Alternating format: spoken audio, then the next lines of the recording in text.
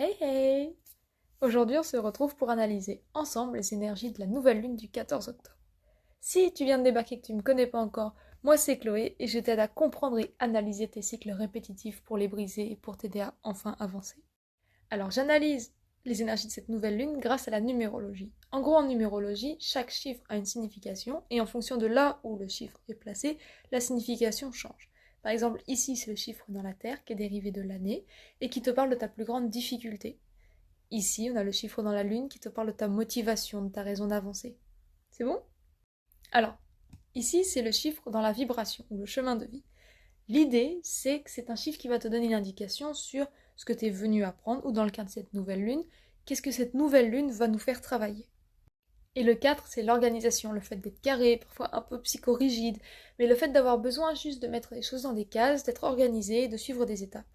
Et le fait d'être aussi psychorigide et d'être aussi organisé, c'est que parfois on laisse de côté les émotions. Donc c'est aussi un peu une mécanisme mécanique de marche ou crève. Le 7, il est dérivé de l'année, comme je te le disais tout à l'heure, et c'est le chiffre dans la Terre.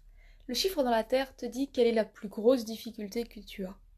Et avec ce chiffre dans la Terre, donc pendant tout 2023, notre plus grande difficulté, c'est l'ouverture aux autres, c'est l'ouverture aux nouvelles idées, c'est le fait de se rendre compte qu'on ne sait pas encore toutes les choses et qu'on a besoin d'apprendre de nouvelles choses. Donc il y a deux difficultés. Le fait qu'on soit persuadé qu'on a raison et qu'on sait déjà les choses, et le fait que notre façon de penser soit trop étroite pour comprendre les choses qu'on a envie de comprendre, en fait les grandes questions auxquelles on cherche des réponses. C'est pour ça qu'en ce moment on nous force un peu à étirer notre manière de penser, à enlever les œillères, à regarder un peu plus large. Le 1, c'est le chiffre dans le soleil qui vient du 10 du mois d'octobre. Le 1 dans le soleil, comme il vient du 10 du mois d'octobre, il a une signification différente que s'il venait du 1 du mois de janvier. Ce 1 du mois d'octobre, il te parle d'une indépendance, d'une solitude mais choisie, parce que tu sais faire les choses seul. Il y a aussi un côté un peu anticonformiste, dans l'idée où on va pas suivre bêtement le troupeau, on va essayer de réfléchir par soi-même et voir ce qu'on peut faire. Ensuite, on a le 5 dans la lune. Le 5 dans la lune te parle d'instabilité émotionnelle due à des traumatismes d'enfance. C'est-à-dire qu'avec cette nouvelle lune, tous les traumatismes, les violences, les tristesses d'enfance qu'on a mis sous le tapis, eh bien elles vont commencer à ressortir.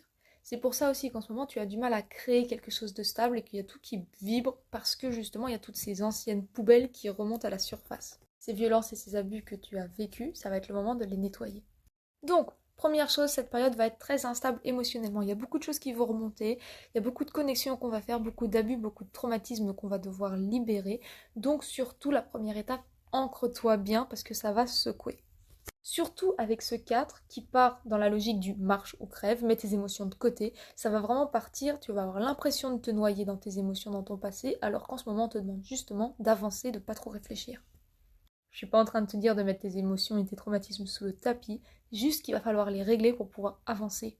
On nous demande d'être un petit peu plus organisé et un peu plus cadré. Sache que tu peux t'appuyer sur ton indépendance et ton anticonformisme, le fait que tu vois les choses différemment et c'est génial. Et n'oublie pas que tu as encore plein de choses à apprendre, alors reste curieux, curieuse et surtout ouvre ton esprit à de nouvelles expériences, à de nouvelles histoires. Alors tu vas me dire super pour cette analyse, maintenant on en fait quoi? Étape 1, et tu l'as vu avec ce 5 dans la lune, ancre-toi. De la méditation, des exercices de respiration, de la visualisation, imaginer des racines de lumière qui sortent de tes pieds et qui s'ancrent dans la terre. Tout ce que tu peux pour t'ancrer, ça va énormément t'aider dans la période à venir. Ensuite, tu peux aller libérer tes traumatismes d'enfance grâce à l'hypnose régressive. En hypnose régressive, tu te retrouveras dans un couloir avec des portes, chaque porte représentant un traumatisme, et tu vas choisir ceux sur lesquels tu veux travailler. Bon alors la conclusion de tout ça. On va traverser une période qui va secouer un peu beaucoup plus le pommier que d'habitude. Jusqu'à maintenant, on a été vraiment dans une énergie de création de monde, tu imagines ce que tu aimerais réaliser, tu fais le nettoyage sur ce que tu ne veux plus. Maintenant, on te demande de quadriller ça un peu plus et de créer un planning, une organisation, un cadre. Ce cadre, il va être difficile à créer parce que, un, il nous manque des informations et deux, on a beaucoup de traumatismes. Alors surtout, prends soin de toi. Voilà, c'est déjà terminé pour aujourd'hui. Alors je t'invite à t'abonner à la chaîne si ce n'est pas encore fait, à liker et à partager cette vidéo, à me retrouver sur tous les autres réseaux, tu trouveras les liens en description. Et bien sûr, si tu as envie d'avoir une méditation gratuite, tu la trouveras sur mon site internet. Bisous!